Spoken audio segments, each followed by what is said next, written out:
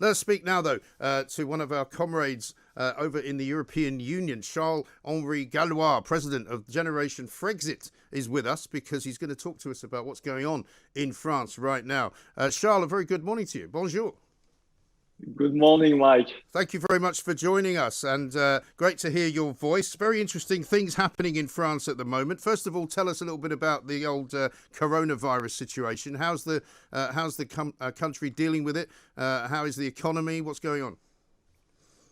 I think you're very lucky to be outside the EU because when you talk about the coronavirus crisis, I mean the European Union has a big responsibility. If you look, for example, at the vaccine rollout, which is a disaster. Yeah. I have seen this morning, for example, that Morocco, that has started only 3 weeks ago its vaccine rollout, is now has vaccinated more people in percentage of population than the European Union. So it's a total disaster. And why? It's because, during spring 2020, the states, the member states, were dealing directly with the labs, actually. And the CEO of Moderna, with French, has told that everything was on track. And then the European Union has wanted to take this issue, and it has been 3 months late. And that's why the European Union has not the jabs and cannot vaccinate it as fast as it should be. So it's a total disaster. And if you look even broadly, it's a disaster because of the European Union, because, we don't have enough beds healthcare. And the European Union, the European Commission, has told many times to the member state to reduce the healthcare beds. And we don't have enough beds to attend people. That's why you have to do curfew, you have to do lockdowns. So it's almost very linked, all the issue. Or if you talk about the relocations, all the medicine are produced in China or India, even the mask, we are so dependent on it. And it's because the European Union in its treaty has always favored free trade, even with countries that does not share the same, let's say, social or economic standards. And that's why you have relocation. So don't be mistaken, the EU has a huge responsibility within this crisis. And you're very lucky to be outside and to have very good vaccine rollout. I think so, yeah. And so does this mean many people now are considering whether being in the EU is such a good idea? Sure. I mean, it will definitely be a huge argument. Maybe it's the best advert for Frexit as it's the best one for Brexit. I think this crisis has been managed terribly by the EU. So it's one more argument in favor of Brexit. And I think what we will have to do the math and to see what happens, it will definitely be in favor of Brexit.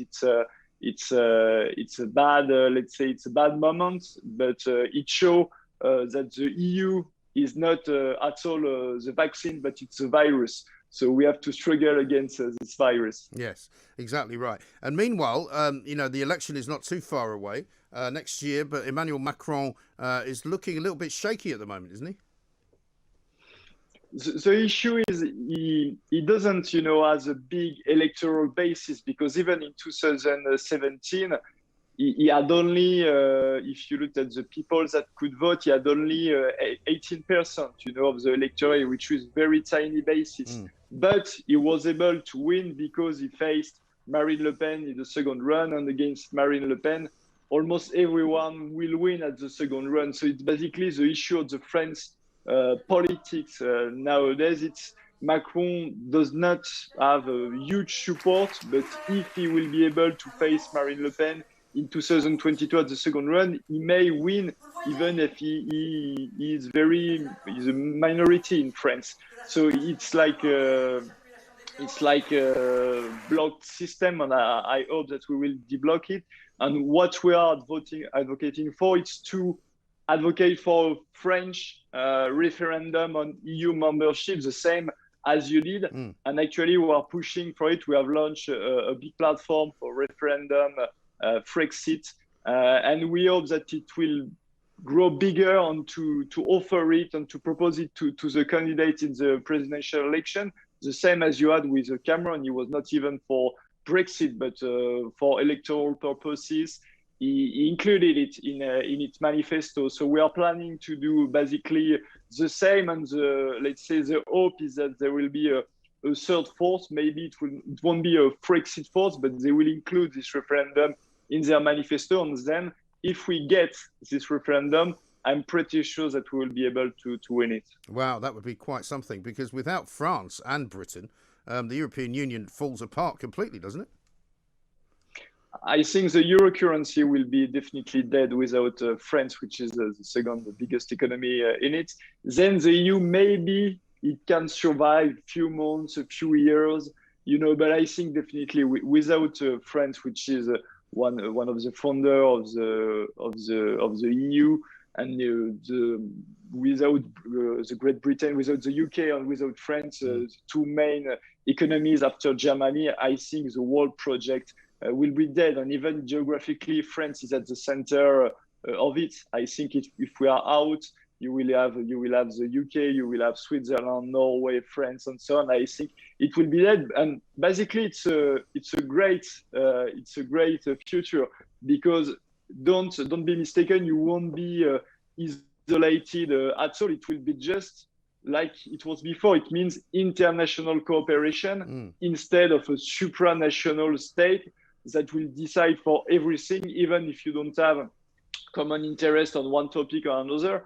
And it's not a very healthy organization, and we can have healthy cooperation with free independent states. Yes, I mean, I remember when it was just called the European Economic Community, and the idea was that, we would have a common bond of trade and of friendship, but that was as far as it went. We didn't all have to agree on everything. We didn't all have to have the same policy on everything, and we didn't all have to have terribly restrictive laws that governed the entire state of Europe.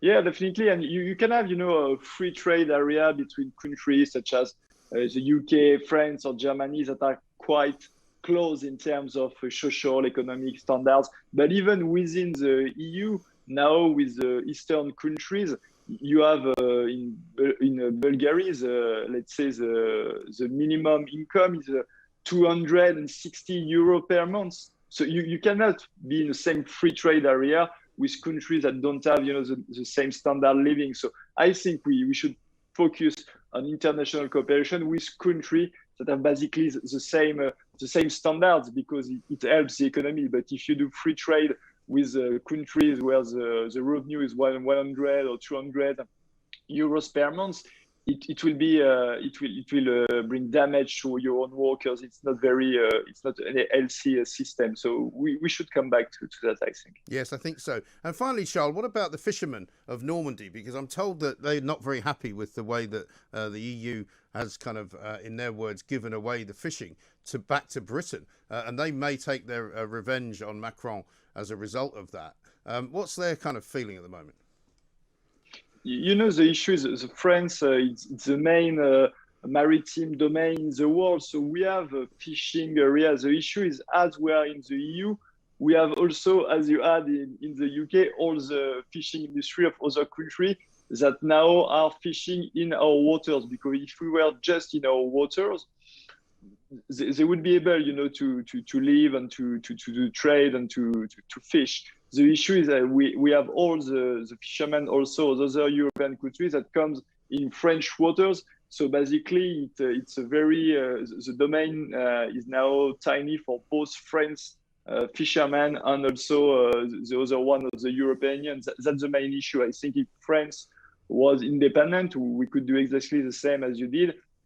It's takes back of our water, and then to allow only French fishermen, or to have some agreement or some exchanges in some country, but on a one-to-one relationship. But now we face basically the same issue that you had. So for the French fishermen, definitely not a good deal as far as we are in the EU. Great to talk to you, Charles. Thank you very much indeed. Charles-Henri Gallois, president of Generation Frexit. From talking to him, you would think that France is actually not far away from having a referendum, not far away, if they did have a referendum, from actually voting to leave the EU. And what would that mean for the EU? Some pretty bad news, you'd have to say. You only hear this kind of stuff here on Talk Radio. It's the home of common sense.